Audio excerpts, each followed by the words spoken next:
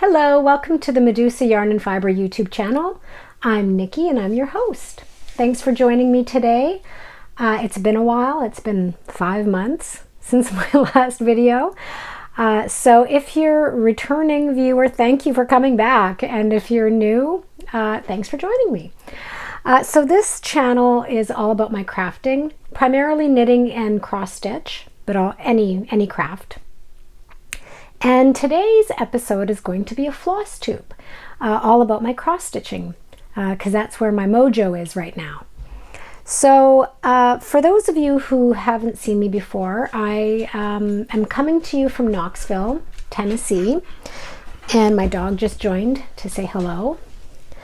She's kind of going crazy right now because our neighbors have goats. I don't know if it's allowed in the city of Knoxville, but they've got them. And she gets a little crazy when she knows they're outside. So I apologize if you start to hear her whimpering or barking, but I don't want to interrupt the goats. They're trying to have a nice afternoon out there. And if she goes outside, she'll just keep barking at them. So I'm going to keep her inside for now. Aren't you, Willow? She's a beautiful little border collie. Well, not little. She's a 40-pound border collie, black and white. And I love her. Anyways, back to the stitching. I will have a little bit of a life update at the end of the video if you'd like to know what I've been up to for the past 5 months, because it's been a lot. But for now, because it relates to stitching, I'm just going to say that in November, well, I haven't gotten a whole lot of stitching done for most of the last 5 months.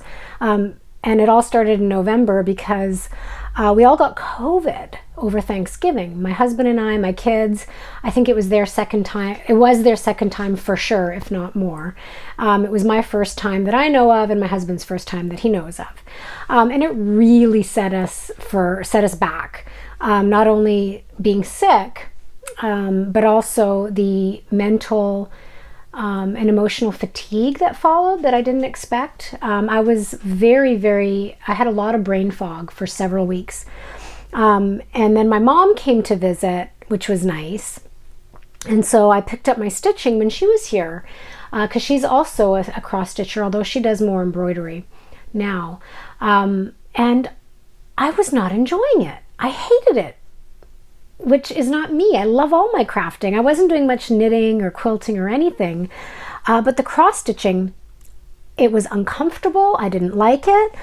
I didn't understand it. You know, I had my magnifiers on because old eyes. I had, beautiful linens, good lighting. I hated it. And it wasn't until and it continued that way for several weeks, and I just didn't know what was wrong. It turns out I was stitching in hand, accidentally. Yeah. For those of you who stitch in hand on purpose, power to you. I was doing it by accident. I guess I just, in the brain fog after COVID, forgot about hoops and frames because I was just working on smaller projects that were next to me. So no, this is not like some sort of humble brag, like, oh gosh, look at me being so accidentally talented stitching in hand on 40 count linen. No. I hated every minute of it. I was miserable. And once I got my hoops back out and got the projects back on the Q-snap and back on the hooks, hoops, pardon me, I was so happy again because it was so much more comfortable and easier. And look, if stitching in your hand is your jam, respect. It's not for me. Now I know I can do it if I have to, but I don't want to.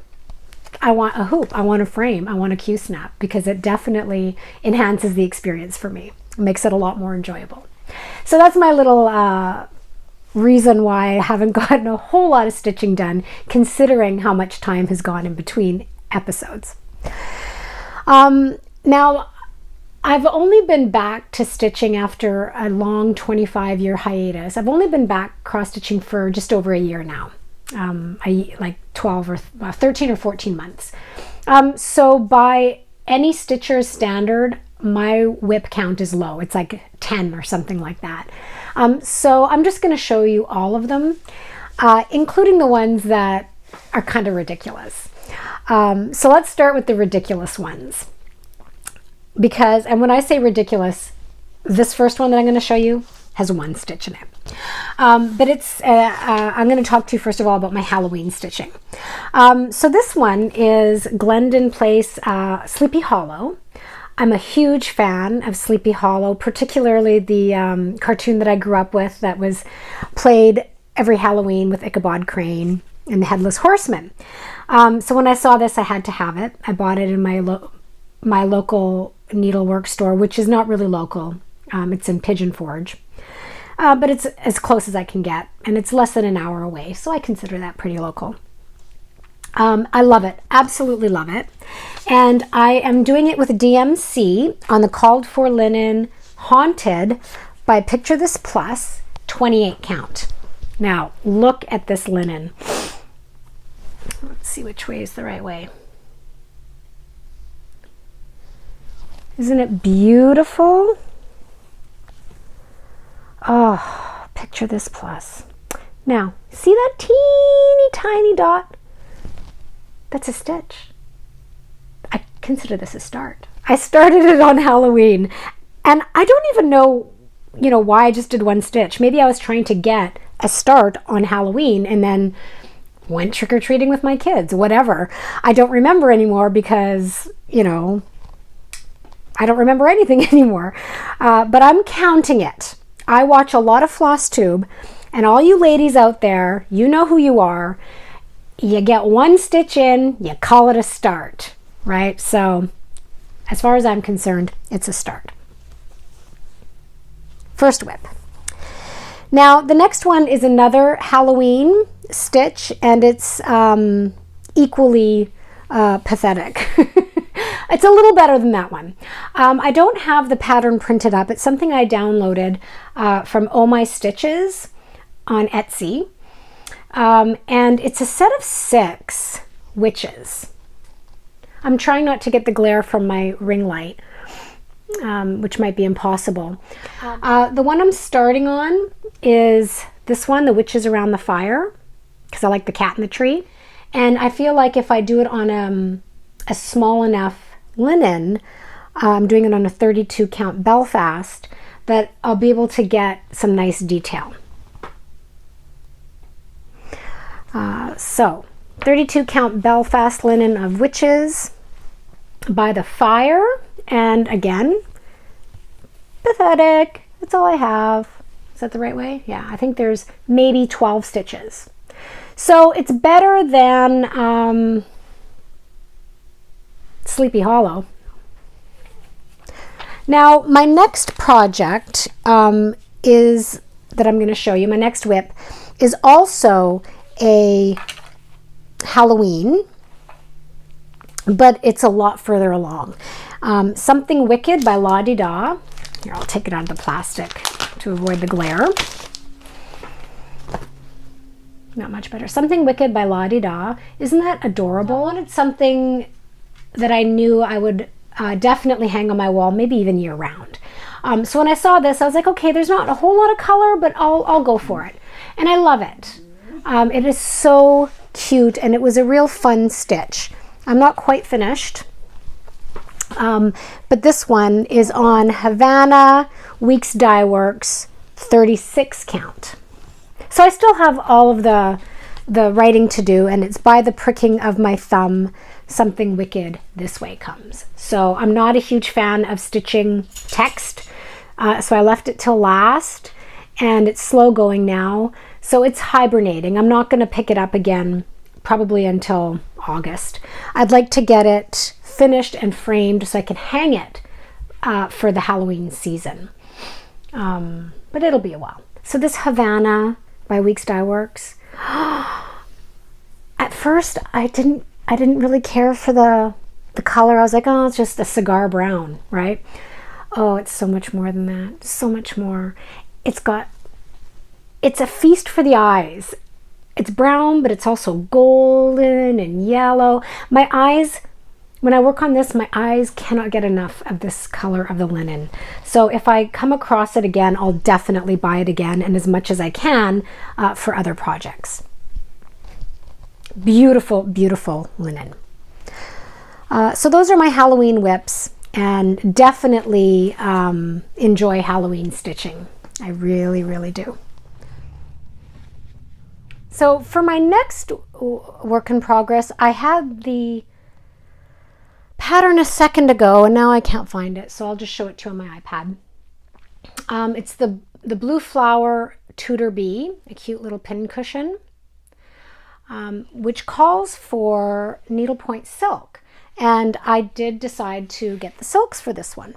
Well, I got two of the colors because I had a little bit of sticker shock, right? After paying 60 cents for DMC to then have to pay, $5 for less in silk, the psychology around it took me a minute. Trust me, I've gotten over it, as you'll see with my soie d'Alger. But here it is on 32 count Belfast linen that I tea-dyed myself. I don't have a whole lot of progress since the last time I showed you. I love stitching with silk. It's so nice. I think when this one is done, I don't think I'll finish it as a pillow or a pin cushion or anything like that. I'll probably still frame it. So, the Tudor Bee by Janine McGowan of the Blue Flower. Next, I'm going to show you my Heaven and Earth design, which is the mini moonlighting. I'll put a picture of it up here, by Marjorie Sinat. And I love it because to me it looks like a Klimt painting, right? Those cats and the sort of the geometry of it. I just absolutely loved this one. So I'm stitching it for my daughter, and I was supposed to have it done for this month, for her 6th birthday. Didn't happen. In fact, I've probably maybe put another 200 or 300 stitches in. So didn't make really any progress to speak of. But fortunately, she's young enough that she's forgotten about it. And she hasn't asked about it in probably 8 or 9 months. So I don't really have to stress too much about it. And I'll just try my best to have it ready for her for next year. So it's stitched on 25 count Lugana, 1/1 DMC floss. A little bit of confetti stitching so far, but it's fine. I'm very much enjoying it. Now let's get into the samplers, shall we? I'm really loving samplers, and of course I had to start with Hands Across the Sea. My very first sampler that I've been working on for almost a year now was Marion B. Horsburgh, 1866. I'll put a picture of it here. And because this was my first sampler, I decided to go with a small one, and I decided to do it on Aida instead of linen, just in case. I wasn't sure if I would like it, but then I got so charmed by these little girls, knowing that like this, 8, 9-year-old girls are stitching this. Anyway, this is what I have so far. I really haven't made any progress on this one, which is a real shame because I love it. But it's been languishing for a bit. Look at how cute that is. It's just such a sweet sampler. Or as Nicola would say, sweet little sample. So, so cute. So I'm using the called for DMC. And I have to say, it doesn't look so bad from the back, does it? I'm quite impressed. I remember when I was a young, teenager, cross-stitching, early 20-something, cross-stitching before I took my long break. And whenever I would bring my stitching over to my grandmother's house, the first thing she would look at the back. How rude, right? And she was always very impressed. So I'm impressed with my back on that one. I don't carry floss. Very often, anyway. I always cut it and restart it if it's more than, let's say, 3 spaces over, or in any direction. If it's 3, I'll carry up to 3. Anything more, and I'll cut it and restart it. And that's just something that she told me to always do. Even though I only ever remember her embroidering and not actually cross-stitching, it mattered to her. So it matters to me. Okay, so those that was my first sampler. Then, of course, I decided to join the Modern Folk Embroidery Fruits of Plenty, or Fruit of Plenty Sal from 2021. I'll show it to you. I like this sal. I'll only do a cross-stitch sal if I can see in advance. I'm not doing the mystery sal this year. I'll do a mystery knit-along. I have done mystery knit-alongs if I trust the designer. And it's not that I don't trust Jacob. He's an amazing designer, but I won't do a mystery stitch-along. I just can't. Stitching is so much slower than knitting. And let's face it, I don't know, for those of you who are knitters, if you don't like something that you're knitting, you can very easily frog it and repurpose the yarn. It's a lot harder to do that with stitching. So I need to see it first. So I'm not doing the mystery side. I love it. I'm exactly 1 year behind. I just finished March.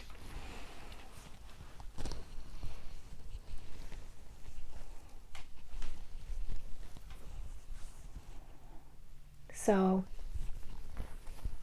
January, February, March. I just finished March.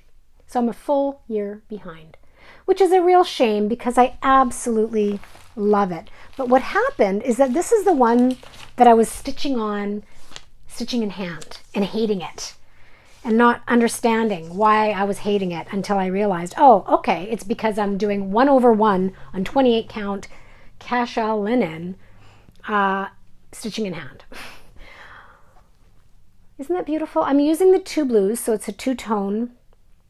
And I'm using the two blues, the dark navy and kind of light sky blue, that he calls for in the pattern. I love it. And what my plan is now, I'm very jealous of all these people who have the book of days and who can really take full stock of their daily stitching. I'm terrible at that. I stitch what I want when I want. But for the rest of the year, my plan is at the start of the month, so now April 1st, I can only stitch on this until April's done. Oh, I don't know if I'm going to be able to do that because 1 month is a lot of stitching. But if I make sure that I can't stitch on anything else the month until this month is done, I should be able to get it done by the end of the year. But I can already feel myself bristling against any rules. So let's hold that thought. Modern Folk Embroidery, Jacob, he is the kindest person. I've emailed with him about other stuff, and he's just so gracious and kind with his time, and he's a real treasure, I would say, to this cross-stitch community. Yeah, so that's my Fruit of Plenty 2021 stitch along. Now for the Blackbird, my very first Blackbird pattern after the very tragic news of the death of Barb, who I had never met, didn't know much. I had heard of Blackbird Designs, but I'd never done one. I purchased this book, Home for the Holidays, and because I had seen in somebody else's FlossTube, the Christmas garden, and I wanted to do it. So I thought, okay, well, maybe this will be my very first Blackbird design. So I bought the book that it's in, and I got to work. This was, I believe I started it on my birthday last year. And I love stitching this project. I am stitching it on 32 count, Picture This Plus, Legacy. And I am using the called for threads, which are, pardon me as I dig through here, Classic Colorworks. And There's a couple colors from, there's only 4 colors. 2 from Classic Colorworks, 2 from the Gentle Art Simply Shaker. Right there. And I was kind of, you know, hesitant on a sampler that only had 4 colors, that wasn't monochrome or 2 color. I thought it was going to be odd. I really quite enjoy it. You can really get a feel for a color. And these are variegated threads, so they kind of look different every time. But I am absolutely in love with stitching this. And I've gotten most of the work done on this in the last 2 weeks. I stitched on it. We went on a little trip to Treasure Island in Florida for spring break, and I stitched almost exclusively on this the entire time. One thing that I'm super stressed out about, and if only I could turn back time and go back and figure out what I was doing. I don't know why I left myself such a small border.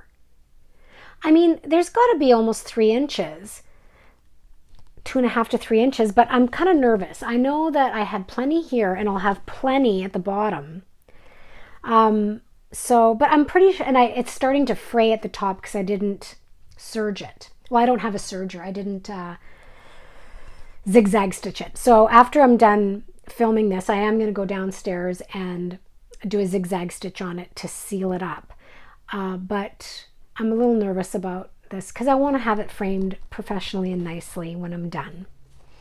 All right, so my very last WIP and my most recent start is another sampler by Hands Across the Sea, Ann Webb 1829. And I mean, it's so hard to choose a sampler. I mean, all of them are gorgeous. So I can't tell you why I chose this one, because the colors aren't really my jam. It's all a lot of pastel-y colors. I think it was the goats. Look at those goats. And then Nicola put these pictures of these goats up here. And I love goats. I mean, who doesn't love a good goat? So this is my latest start. I started this one last week. And I am doing it on 40 count Zweigart cream and I had bought a yard of this. And here we go. That's my start. And as you can see, I overcompensated with the borders on this one.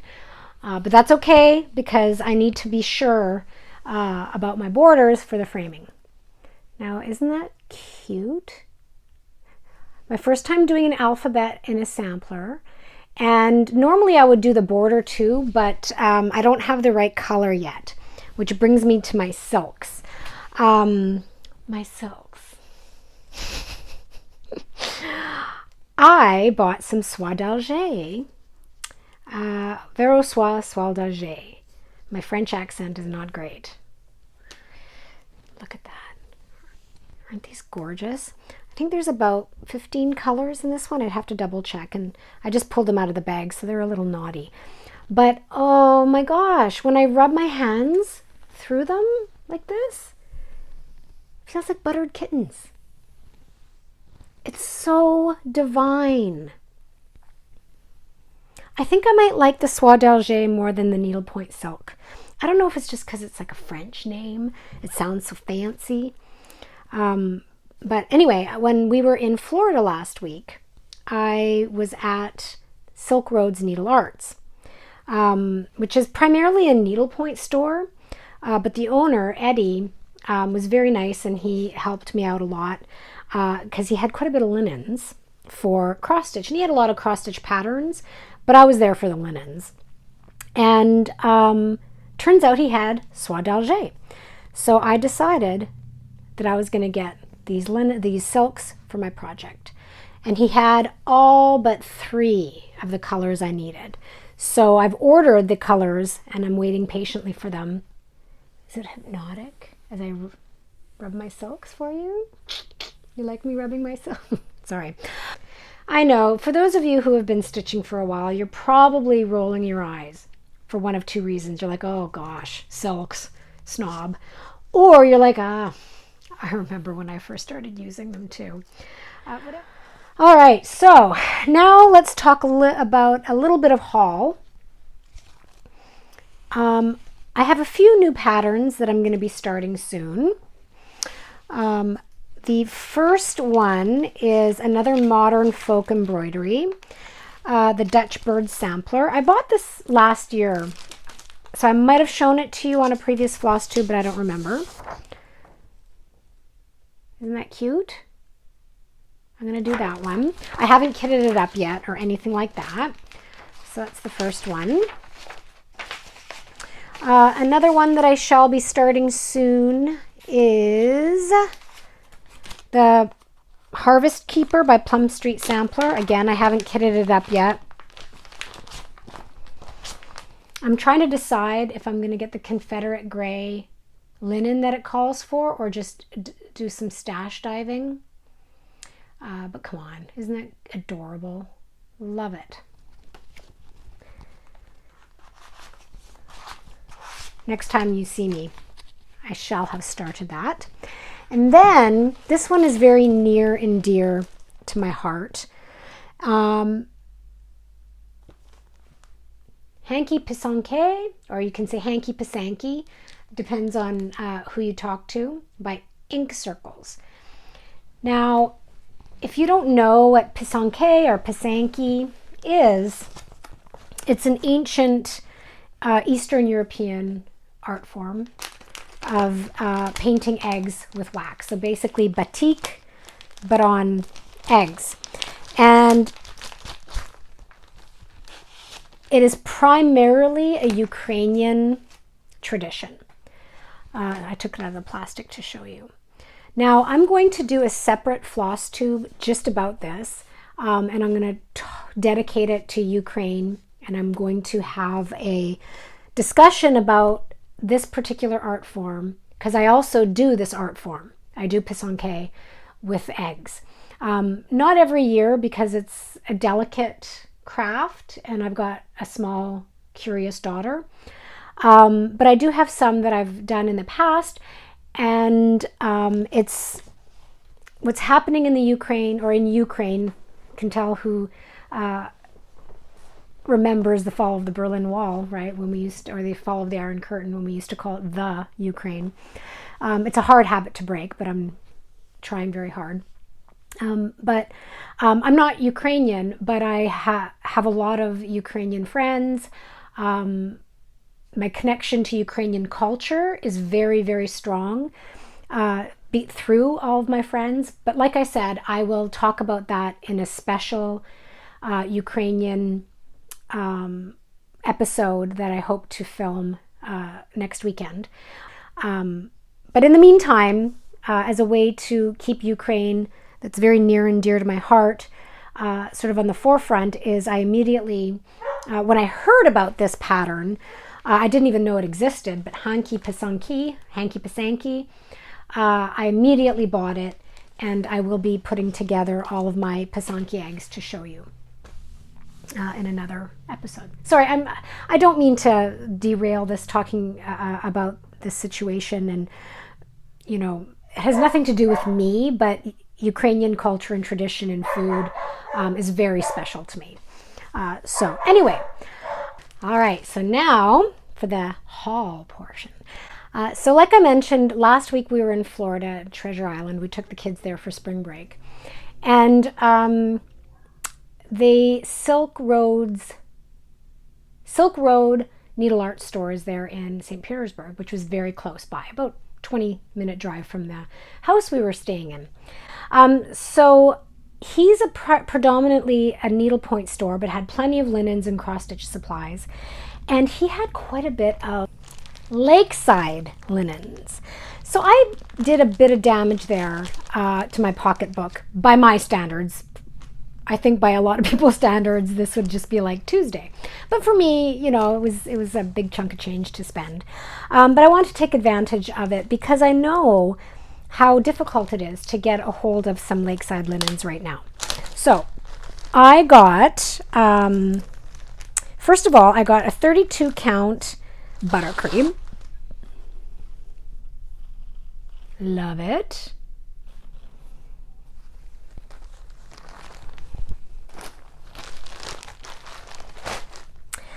28 count Chantilly cream, Lakeside Linens.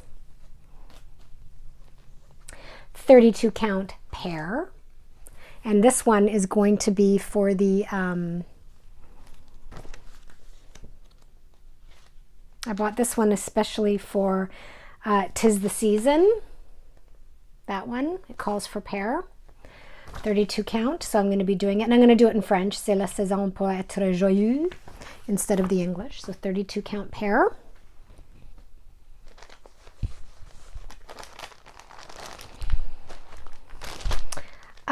32 count exemplar or exemplar, which is really cute, which for a minute there I was looking at, and these are all the vintage colorways.